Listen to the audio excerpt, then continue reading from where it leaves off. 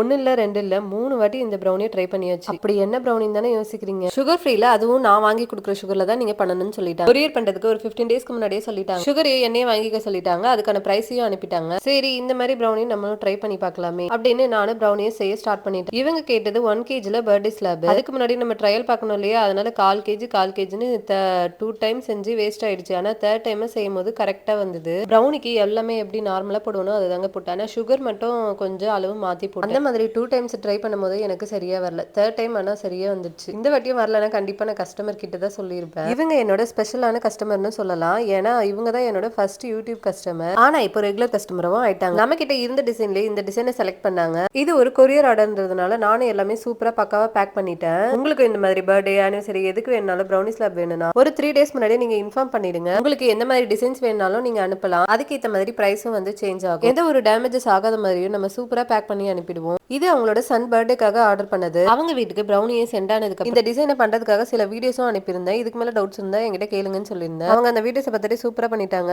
Review பண்ணி நீங்களே கேளுங்க. தேங்க்ஸ்க்கா, கேக் சூப்பராக இருந்தது. அம்மா கரெக்ட் டெக்கரேஷன் பண்ணிட்டாங்க. டேஸ்ட் சூப்பராக இருந்தது.